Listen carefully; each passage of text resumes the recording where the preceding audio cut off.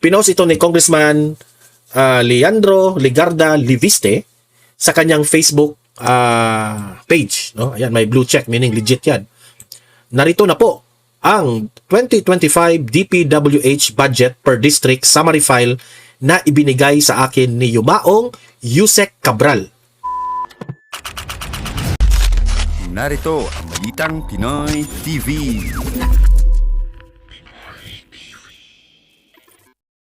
Okay, ayan. Marami po tayong pag-uusapan ngayon, especially itong mga government officials natin at yung ating mga minamahal na mga Duterte, no?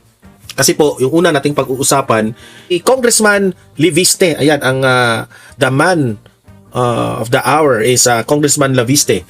Pinost na niya yung binigay sa kanya ni Congressman, ni Yossi Cabral, yung mga DPWH budget per district summary file. Yung mga binuking na lahat dito ni Congressman Liviste at kitang-kita doon yung mga buwaya, yung mga malalaki yung mamaya ipapakita natin yan. At last but not the least, pag-usapan rin natin itong si Attorney Rowena Guanzon na tinawag niyang gago. Itong si John Vic Rimulya. Deserve mo Rimulya ang tawaging gago ni Attorney Guanzon. Okay, so yun po ang mga pag-uusapan natin ngayong araw na ito, itong gabi na ito. Pero guys, bago ang lahat, bago natin ito pag-uusapan, help me po na i-like muna ha at i-share itong video na ito para guys kakalat ito sa taong bayan. Okay, sabay-sabay nating i-like muna at i-share itong video natin, Facebook at YouTube. 1, 2, 3, go! Okay, like and share para maraming makalam. And also guys, paki-subscribe at paki-follow ito para lagi kayong updated sa mga balita na kagaya nito. At ma-notify ang inyong mga cellphones kung meron tayong breaking news. Okay? So, kagaya nito, breaking news ito. So, sabay-sabay natin i-follow, i-subscribe, Facebook at YouTube. Ready? Follow, subscribe. 1, 2, 3, go! Ayan, thank you very much. Okay? So, ito, punta naman tayo dito sa in-expose nitong si Congressman Liviste. Ito, grabe ito guys. Dapat po natin itong pag-usapan. Kasi po, pera po natin ito. Di ba? Ito, pinost ito ni Congressman, lakihan ko na lang, ito. Pinost ito ni Congressman Leandro Legarda Liviste sa kanyang Facebook page. No? Ayan, may blue check, meaning legit yan. Narito na po ang 2025 DPWH budget per district summary file na ibinigay sa akin ni Yumaong Yusek Cabral. Ang nakalagay dito na NEP restored ay ang allocable. Ang taon-taon na alokasyon ng maaaring i-allocate ng district congressman na ang total ay 401.3 billion pesos na nagdadagdag ng 30 million kada distrito. Grabe! Sa 2025, ito na yata yung mga pumirma. At ang 30 million, gagamitin ito during election, no? Baka. Ngunit nagkakaiba ang budget ng bawat distrito. Bukod dito, may outside allocable. Grabe. May outside allocable naman na ina-allocate ng iba't ibang mga proponents. O ganito po, ginurgur ang ating pera kasama ang amendments o insertions o House, Senate, BICAM, pati na rin sa NEP, kaya umabot sa 1.041 trillion ang total budget for the year 2025 GAA. Sabi natin, hindi raw masama ang insertions. Hindi man masama ang insertion. Ang masama, kung ito mga-insertions na ito, ay meron pong mga government officials na ipinasok na sa kanilang bulsa at sa kanilang kondo. Kaya nga yung mga insertions yan, tapusin na natin yan. Kasi sasabihin na, hindi naman masama mag-insert. Hindi nga. Pero nandyan lahat ang kalokohan. Yung pork barrel dati, di ba? Iniiba lang ninyo yung pangalan Para po malinaw, ang mga budget na ito ay ginagamit ng DPWH para sa mga proyekto. Okay? At hindi po para sa proponent. At ang karamihan, excuse me, hindi pa kasi naayos, ano ba yun? Hindi pa okay yung ubok mo, nandyan pa rin. At ang karamihan ng budget ay nasa labas ng allocable ng mga district congressman. Diyan na magsimulang kalokohan. At may iba pang mga proponent. Mabuting malaman ng publiko ang nilalaman ng DPWH budget upang maipagmalaki po natin ang ating mga proyekto. O, tama naman. Dapat natin i-expose ito kasi kung titingnan ninyo yan ngayon, okay? Kung these projects are really existing, itong mga insertions, allocables, mga ganyan. Okay? Kasi kung hindi yan nag-i-exist, wala na. Busog lahat. Busog lahat ang mga congressman. Kung maaari ko pong ulitin, sabi ni Kong Leandro Liviste, nakasulat dito ang mga pangalan ng mga district representatives. So makikita nyo ngayon ang mga pangalan ng mga congressman dito ha. Pero hindi sila ang proponent sa buong budget. Yan ang yaw-yaw nitong si Ridon. Hindi naman ako ngayon pa lang ako naibo na ganyan-ganyan. Paano yan? Nakalagay yan sa sa party list mo. O sino magbe-benefit? Di ikaw. Kasi tinatanggi ni Ridon ngayon, Congressman Ridon. Yung hindi niya kamukha si Kokey. Tinatanggi niya na hindi siya ang nag-insert niyan. Sabi niya. Kasi hindi pa raw siya congressman at that time, blah blah blah, sa 19th Congress, kung ano man ang debate niya. Pero ang tanong, sino ka? Si Ridon. Sino si Ridon? Party list mo ang nabanggit doon. So, sino ang magbe-benefit? Ikaw. Di ba? Kahit anong sabihin mo dyan. Nakasulat dito ang pangalan ng mga district representatives pero hindi sila proponent sa buong budget. Ang total allocables ng district representatives ay 401.3 billion pesos. Habang ang karamihan ng budget ay nasa outside allocable ng iba pang mga proponents. Kaya umabot sa 1 trillion, 1.041 trillion ang 2025 budget.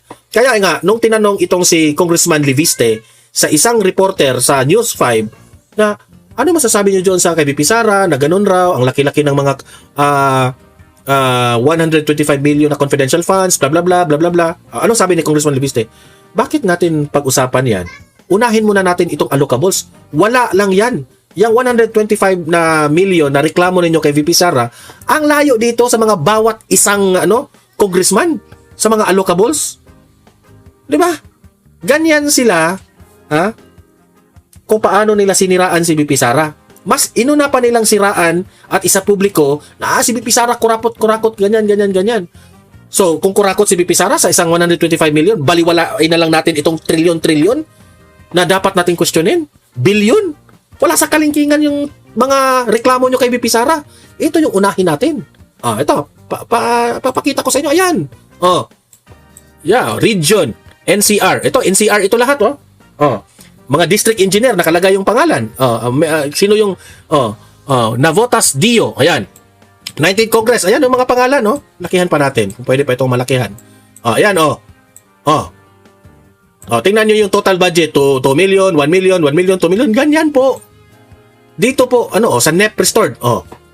Dito na-restore ng NEP, National Expenditure Program. Kasi dito sa NEP, dito ini-insert yung during the executive branch na yung mga, anong tawag doon, mga kanya-kanyang mga ahensya ng gobyerno. Okay? NEP restored, NEP total. Ayan. Sino ang naka-highlight dito? Manila City 6 District Beneviedo Benny M. Abante. Ayan siya yung malaki isa sa mga pinakamalaki. Ayan.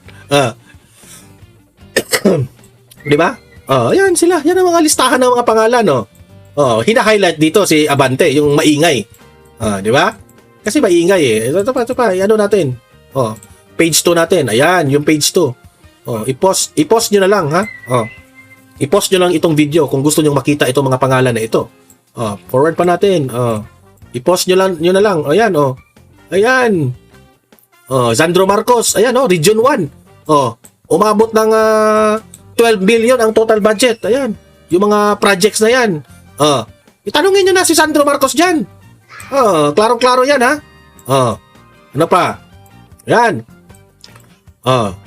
Ito lang mga hina-highlights na mga pangalan ng mga congressman. Ayan si Eleanor B. Bigtang. Ayan. Eric Yap. Ayan magkano Eric Yap? 6 million yung kay Eric Yap. From NEP na 1 million plus, 2 million NEP total. Ngayon naman ang total budget 6 million. Bakit na 6 million yun? Di ba? GG tayo nito. Maraming dapat i-explain, ha? Example kasi lumalaki ang kanilang budget, di ba? Matataka ka. NEP, ang tawag dyan is NEP restored, NEP total, pero ang total budget, paano yan ngayon? Di ba? Tingnan nyo yung kay Eric Yap, 1 million yung NEP restored. Tapos naging 2 million sa NEP total. Pagdating sa budget, umabot ng 6 million. Bakit? Tingnan lang natin yung mga yung mga makilala nating mga congressman. Sino pa ba dito? Yung kay Sandro Marcos hindi highlights. Bakit kaya? Di ba hindi highlights? Ayan yan, ang dami. For example, ito, Bulacan 3rd District, Lorna C, Silverio.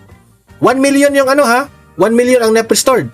NEP total 5 million, pero ang total budget 16 million. Bakit naging yan ang dapat ipaliwanag. Bakit kaya naging 12 million yun? Paano na yun? Nagtatanong lang tayo Imagine kung i-total mo lahat. NEP restored 36 million. NEP parang NEP total is 73 million, pero ang kabuuan is 133 million. 'Di ba? Ang daming nakurakot dito kung kalokohan ang ginagawa ng iba dito. Ayan. Gusto ko makita yung kang Congressman Paulo Duterte. Tingnan natin para fair tayo Saan ba dito yung ano bang region yun Davao City? Tingnan natin Davao City. Romblon. Hindi Wait muna Dito tayo baka dito. NCR. NCR Region 1, Ilocos Norte. Ayun, ito yung kay Sandro Hindi hinighlight. Itong pinakauna Pinakauna. Sandro Marcos. 5 million. Net total 12 million. Naging 12 million, di ba? Bakit kaya? Bakit naging 12 million yun? Na 5 million namang yung budget Region 1, ito. Caraga. Yan. Davao. Nasaan yung Davao dito? Cagayan. Gusto ko makita yung Davao. Nueva Ecija, Zambales, Quezon City, Laguna, Cavite. Ito, Cavite. Revilla. Ramon Jojo B. Revilla. 1 million, 2 million, 2 million. Yung kay... Ewan ko nga, bakit nila dinidihado si Bong Revilla? Ang 2 million lang yung budget. Ito kay Kong Akop. Romeo M. Akop. Magkano yung kay Akop? 1 million, 1 million, 1 million. Okay lang. I don't know if si Akop ito Romeo M. Akop. Siya ba yun sa 2nd District? Sino pa ba? Ito. Rizal. Gusto ko makita yung Davao. Palawan. Mindoro. Wala naman dito Walang Davao. Davao. Malabon. Nabotas. Ano ba to? Walang Davao Gusto ko makita sana yung kay Kong Pulong. Para maano natin. Ifugao, Lodi sa Solomon, Ipaya, Mountain Province, Upper Kalinga, Mount Province, Baguio City, Apayao, Regional Cagayan de Oro. Ito, di ba? Davao na to, Quirino Regional Office. Wala man. Bulacan, Aurora, Pampanga, Tarlac. Wala. Quezon, Rizal, 1st District, Cavite. Baka wala talaga dito. Wala silang allocable. Ano ba? May ano pa pala. 8 of 19 pages. Tapos ano tayo Wala. Meron pa tayong wala na meron pa tayong wala na pakita dito Ipapakita natin yan sa susunod na vlog natin. Tingnan natin yung kay Kong Paulo naman para fair tayo. Okay? At ito, last but not the least na ipapakita natin bakit tinawag ni Attorney Guanzon na gago itong si John Vic Rimulya. Ito, panoorin natin at pakinggan po natin ito. Yan. Wait muna. Ayan, lakihan natin. Okay, play. Gago din pala, gwapo din pala. Patay na yung tao, tinatawanan pa. Gwapo pala, hindi pala gago. Patay na, tinatawanan nyo pa. Kasama kay Johnny Lamas. Yan, yung mag-join forces yan, mag-unity yan sila. Maasa yan si John Vic Rimulya, siyang candidate for president ng BBM Gang. At kasama si Lamas at ang Akbayan. Baka si Risa Ontiveros ang vice president niya. Grabe Patay na si Yusek Cabral. Tinatawanan pa ng mga gago kayo. Di na kayo naawa. Sobra. Walang awa. O baka wasak lang. Ang sa akin lang dito Kung hindi na ako magtataka kung pagtatawanan nila yung kalagayan ni Jose Cabral. Walang puso yan, mga taong yan eh. Di ba? All they know is pagtakpan ang mga kabalastugan ng ginagawa at mga kapalpakan ng administrasyong ito. Totoo lang. Kaya nga, kahit anong explanation nila patungkol po sa nangyari kay Jose Cabral, hindi na sila pinapaniwalaan ng taong bayan. Okay? Kasi ang dami pong mga inconsistencies, hindi na po congruent sa mga nakikitang mga ebidensya at sa kanilang mga report. Kayo, anong husga ninyo, taong bayan? Di ba? Halos naman lahat siguro ng mga Pilipino meron pong tanong sa nangyari po kay Jose Cabral na hindi nila masagot. Sinagot nila, pero tayo nagtataka bakit ganun yung sagot. Yun ang katotohanan. Di ba? Okay, so kayo mga audience ko dito sa Donmar TV, you heard it right, no? From Attorney Rowena Guanzon. Anong masasabi ninyo, guys? No? Ilatag nyo ang inyong opinion, komento sa comment section at usap-usap tayo sa comment section. Okay? Ito na nga mga kabalita. Ano na ang masasabi nyo patungkol sa balitang ito? Please comment down below mga kabalita. Pag-usapan natin yan sa comment section. At kung di ka pa nakasubscribe sa ating channel, baka naman